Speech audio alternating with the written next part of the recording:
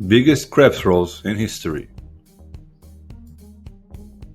Before I begin this video, I would like to invite you to our site, casinoglow.com, and claim amazing bonuses waiting just for you, from no deposit bonuses to free cash and much more.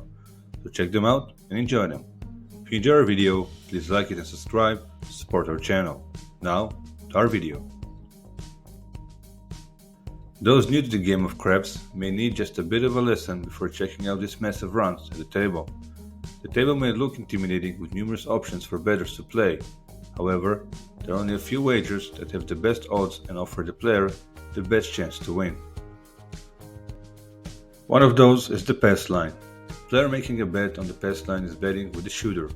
For example, a roll may start out with a new shooter. A bettor may place the table minimum of $5 on the pass line. If the shooter rolls 2, 3, or 12 on the initial roll, known as the come-out roll, that bet is a loss. However, a 7 or 11 on the come-out roll is an even money win. If the shooter rolls a 4, 5, 6, 8, 9, or 10, that becomes what is called the point.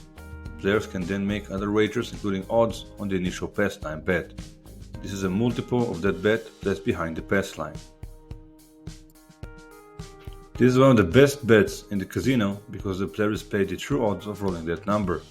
6 to 5 on the 6 and 8, 3 to 2 on the 5 and 9, 2 to 1 on the 4 and 10.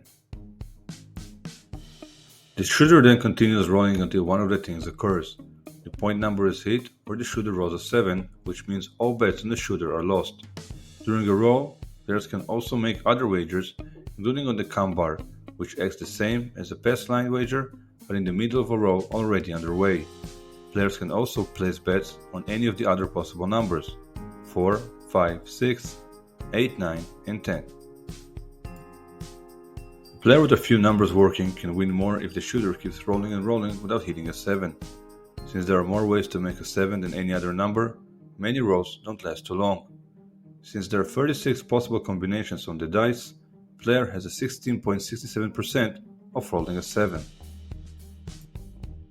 Player can expect to roll a 7 about once every 8.5 rolls. Rolls can even be shorter than that, and extended rolls with the dice hitting multiple point numbers can be few and far between. And now, the biggest craps rolls in history. Patricia Demaro.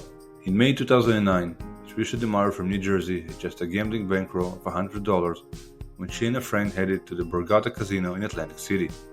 She headed to the craps table and couldn't have imagined what would happen next.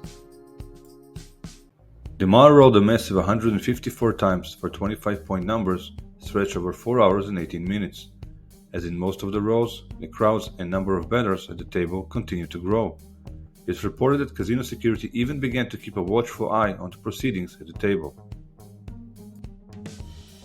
Casino.org calculated the odds of such an amazing roll at 1 in 1.56 trillion. However, the exact amount she had won remains a mystery.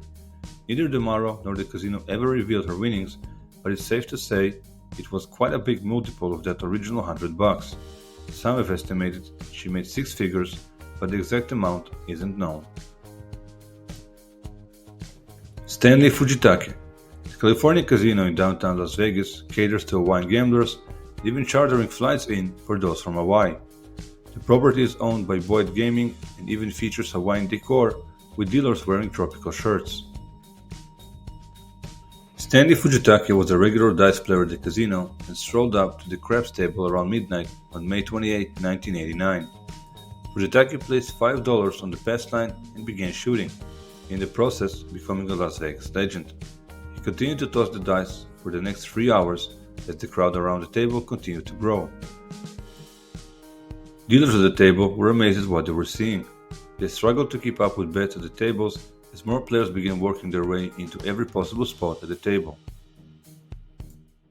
Guido Metzger, who was working in the casino that night, described the situation, saying that the dealers had trouble keeping up with the cheap payouts that night.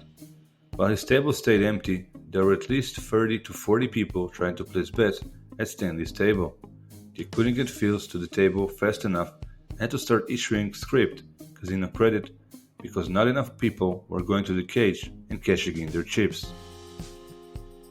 When this hot roll came to an end, Fujitaki had rolled the dice 118 times for 18 past 9 winners. After starting his betting at the table minimum, he had eventually increased his bet to the table maximum of $1,000 when his run finally came to an end. He took home about $30,000 that night, while others scored even bigger. California paid out about $750,000 in total to players at the table. Fujitaki was dubbed the Golden Arm by the casino, and his amazing role is memorialized inside a glass trophy case. The shooter's hand was cast in bronze, holding those winning dice. Small golden plaques now display the names of players who become members of the Golden Arm Club for rolling an hour or more. The club adds an average of 1 person per month. High roller John Doe. June 2011. A man walked into a Tropicana in Atlantic City to play some high-stakes craps. The property was known to allow nosebleed-level gambling, and that's just what happened at the dice table. The Whale Hill dice player bet $100,000 per toss, and after about 6 hours, walked out of the casino with approximately $5.3 million. Despite the massive loss, the property made no changes to its policy of accepting supersized wagers. After the massive win, the casino asked the player back for another round of high-stakes gambling. Whether he returned isn't known, but staff certainly benefited from his massive run at the dice table, as the player left the dealer a tip of $150,000 for exiting the casino. Archie Karas. Archie Karas was a professional gambler, and the run made by him remains a Las Vegas legend. Regular poker player in the Los Angeles area, the Greek-American claimed to have won millions at times while going broke at other times. In 1992, he'd been on a major losing streak at the LA poker tables. Down to his last $50, Karas decided to drive to Las Vegas to see if his luck might turn around. His round at the poker tables turned out well, as he turned his $50 into a $10,000 loan, and then went on a massive run to get the total up to $17 million playing poker and billiards. Karas was always willing to wager huge amounts and raise the stakes as needed. After his high-stakes poker action dried up, Karas turned to the craps table at Binion's Horseshoe, which was known to take the largest bets in Las Vegas. The property, however, limited Karas to $100,000 a roll on the pass line and $300,000 on the count bar. However, Karas wasn't allowed to make any odd bets. Despite that, he continued to shine in the tables. Legend has it, as his gambling run continued, Karas was winning millions at the craps table and traveled with much of that in his car in cash, carrying a gun to defend himself and his winnings. By the end of his winning streak, Karas had scored $40 million. The winnings wouldn't last, however. The run came to an end in 1995 as he lost $11 million at craps, a few more millions at poker, and then $17 million at the baccarat tables. After a break in Greece, Karas headed back to the tables with his last $12 million. He returned again to the Horseshoe to play craps and baccarat at $300,000 per wager. This time, Karas felt what most gamblers eventually encounter at the casino, the house edge. Soon, all his winnings were gone, his rise and fall. Karas later said that money means nothing to him, that he doesn't value it. He claimed that he had all the material things he could ever want, everything. According to him, the things he wants, money can't buy: health, freedom, love, happiness. Because he doesn't care about money, he has no fear and doesn't care if he loses it. The car dealer from Detroit. This amazing story took place at the 86 Club in Miami back in 1947, is remembered as the unfinished hand. The table maximum was $1,000 and several high rollers were playing big at the table one night.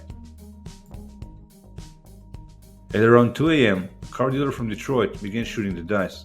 He threw for an hour and a half in this underground casino before something truly strange occurred.